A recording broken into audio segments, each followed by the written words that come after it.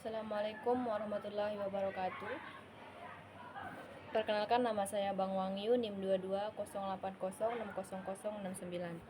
Di sini saya akan mereview jurnal tentang riwayat dan pengalaman masyarakat Sulawesi Tengah menghadapi pandemi influenza dari 1918 sampai 1920.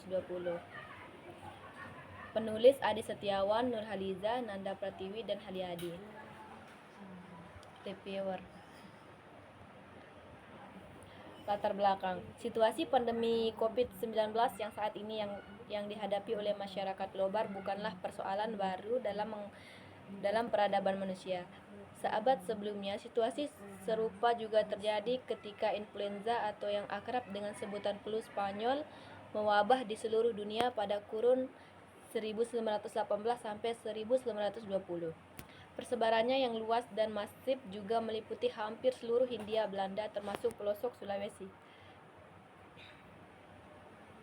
Metode penelitian. Metode penelitian yang digunakan adalah metode sejarah yang terdiri atas 4 tahap, yakni heuristik, verifikasi, interpretasi, dan historiografi.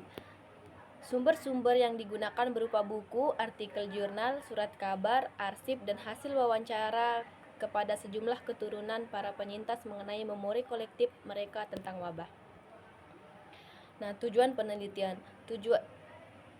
Tulisan ini bertujuan untuk menjelaskan dan menganalisis bagaimana penanganan wabah influenza di Sulawesi Tengah pada 1918 sampai 1920 dan bagaimana pengalaman dan siasat masyarakat Sulawesi Tengah dalam menghadapi wabah influenza 1918 sampai 1920.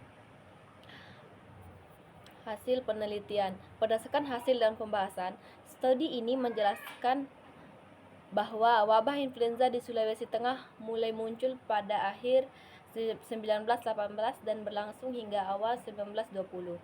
Upaya penanganan di tingkat lokal banyak dimotori oleh para misionaris dan petugas kolonial yang telah dibekali ilmu pengobatan modern di wilayah tropis.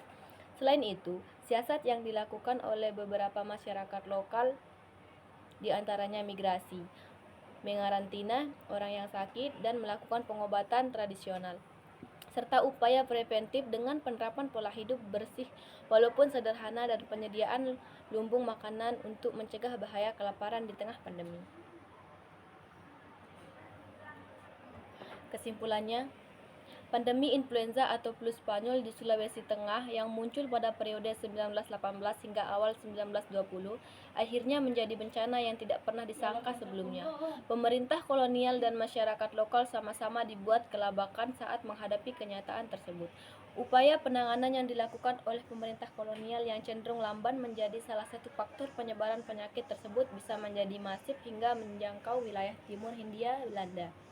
Penanganan medis di tingkat lokal Sulawesi Tengah sendiri tidak cukup efektif mengingat sedikitnya tenaga medis dan juga terbatasnya sarana fasilitas kesehatan. Usaha karantina wilayah yang diinstruksikan oleh para misionaris untuk menekan laju penyebaran penyakit cukup sia-sia akibat alam pikir dan perilaku masyarakat yang masih bersandar pada hal yang bersifat tahayul. Terima kasih, sekian dari saya. Assalamualaikum warahmatullahi wabarakatuh.